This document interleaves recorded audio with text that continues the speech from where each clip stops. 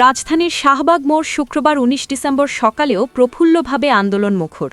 ইনকলাব মঞ্চের আহ্বায়ক শরীফ ওসমান হাদির মৃত্যুর সংবাদ ছড়িয়ে পড়ার পর থেকেই রাজধানী শহরে শোক ও ক্ষোভের ঢেউ ছড়িয়ে পড়েছে। বিভিন্ন পেশার মানুষ সকাল থেকে শাহবাগে অবস্থান গ্রহণ করেন, আর আন্দোলনকারীরা মাইকে আজান দিয়ে ফজরের নামাজ আদায় করেন। গত ১২ ডিসেম্বর বিজয়নগর এলাকায় গণসংযোগের সময় হাদির ওপর একটি চলন্ত মোটরসাইকেল থেকে লক্ষ্যভেদী গুলি চালানো হয়। প্রত্যক্ষদর্শীদের মতে গুলি সরাসরি তার মাথায় লাগে।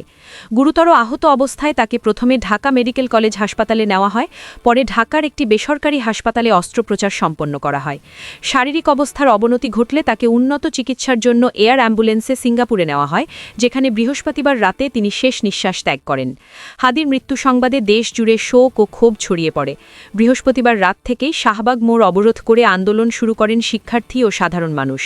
ঢাকা বিশ্ববিদ্যালয়ের উপাচার্য চত্বর ও রাজু ভাস্কর্যের সামনে কয়েক শিক্ষার্থী জড়ো হন। ডাকসুর নেতৃত্বে বিশাল একটি মিছিল বিশ্ববিদ্যালয়ের বিভিন্ন সড়ক প্রদক্ষিণ করে শাহবাগে এসে মূল আন্দোলনের সঙ্গে যুক্ত হয়। এই বিক্ষোভে শুধু জুলাই মঞ্চের কর্মী সমর্থক নয়, বুয়েট সহ বিভিন্ন শিক্ষা প্রতিষ্ঠানের বিপুল সংখ্যক শিক্ষার্থীও অংশ নেন। জাতীয় নাগরিক পার্টির আহ্বায়ক নাহিদ ইসলাম, সাবেক উপদেষ্টা আসিফ মাহমুদ ও মাহফুজ আলম সহ জাতীয় ছাত্রশক্তির নেতারা সংহতি প্রকাশ করে আন্দোলনে যোগ দেন। তবে পরিস্থিতি এক পর্যায়ে উত্তপ্ত হয়ে ওঠে।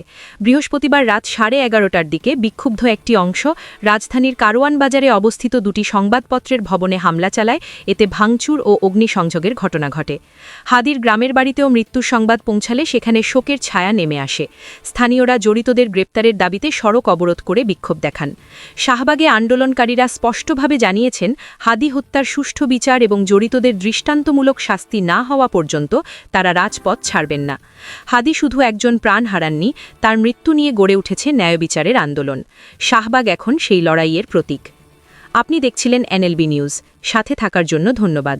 পরবর্তী আপডেট জানতে এখনই সাবস্ক্রাইব করুন আমাদের চ্যানেল। ধন্যবাদ।